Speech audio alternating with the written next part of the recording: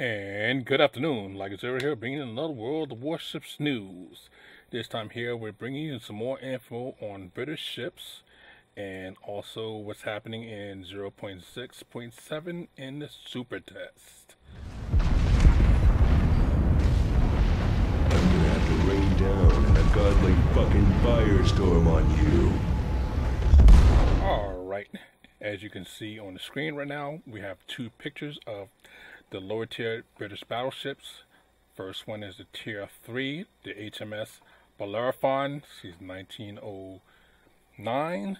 The next up is the tier 4, the HMS Orion, which is the 1912, also for tier 4. And these are the next pictures up. And you can see the HMS Iron Duke, 1914 is the tier 5, and the tier 6 will be the HMS Queen Elizabeth, which is 1915. So, and you've already seen the other list of all the other ones after this point here. So you can just revert back to my other videos on the news on the British battleships, and you'll have that information. So we're going to move on to the next thing. Next up is going to be the Supertest information.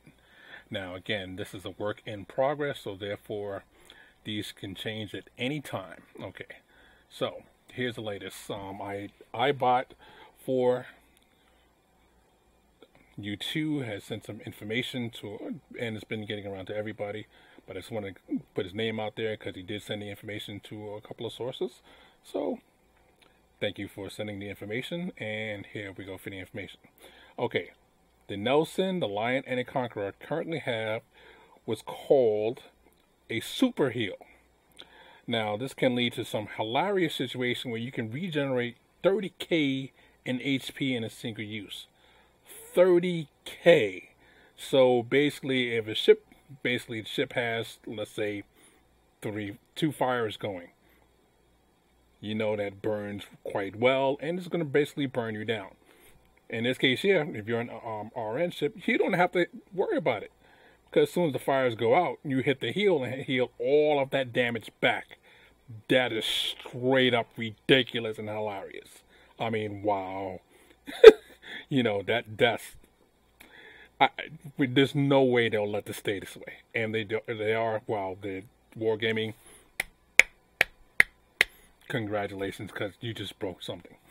Okay, here's the additional information.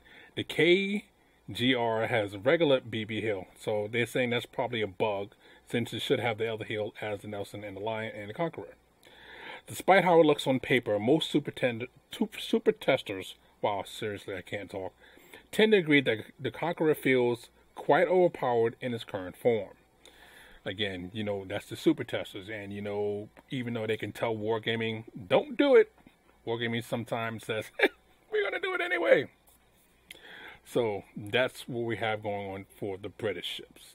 Don't forget to hit the like button and to subscribe to my videos to stay up to date with the latest happenings. Next up is changes to the current campaigns. Mission 1 in the Science of Victory, Task 7, will now be both random and co-op. Before, previously, it was co-op only. And again, the next one in the Science of Victory, Mission 8, Task 9, required lowered to 5 fires, not 5 tiers, 5 fires, whereas prior to this, it was 10. So that's cutting half, makes it more reasonable, especially if you don't have certain fire ships that can start fires easily. So it really helps out a lot of people. Next up, Honorable Service. Mission 1, Task 4.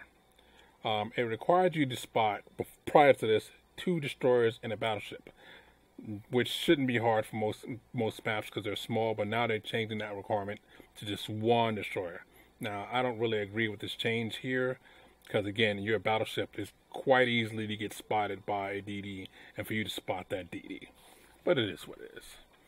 Okay. And the super testers are basically having a new thing roll out for them, so they won't feel that their feedback is, well, ignored and burned out upon super testers. So they're basically going to roll out some new trial and training procedures to see if they can get some new blood inside of there. So you might be one of the lucky ones that can be a Supertester.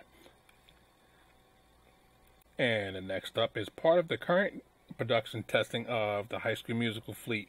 Again, we've already talked about the Hazakazi and the Grand Prix and the Gallant. They're also implementing at personal missions strictly for the High School Musical fleet.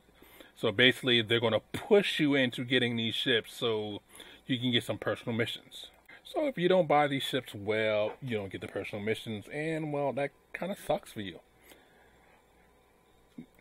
So it's basically your regular weekly missions event that keeps track of your base XP on certain test ships. You can get rewards for achieving certain base XP thresholds, which serves as encouragement for the testers to spend times on the test ships. And this is happening simply because, well, the Harakazi sucks. I mean, with 3 guns at tier 8, yeah, no one really wants to play it. And if you already played the Graph Spray, what incentive is for you to play the ship again on the Supertest? It virtually has the same stats. So you just refer to what it was before, and that's it. Next up, they're changing the effects for smoke and fire. The testing is in the early stages. That's needed because, again, certain ships, when it gets ammo racked, it just looks like it got killed like a normal ship. Which ammo rack should be spectacular. The ship should show a massive fire and massive blowing up. But again, that's in the early stages. And there's still, again, this is the next thing up, still no rework to the CV interface or to the CVs in general. So this is supposed to be the year of the CV rebalance. Well, it looks like the year of nothing's being done to the CVs. Well, that's all I have for right now. There are some new things coming up with decorative flags, but they really don't do anything. You have 7 more flags that's going to be coming out that have no bearing on XP or anything else like that. Just fluff for your ship. Well, this is Black Zero here saying warp out, have fun, and we'll catch you on the next one.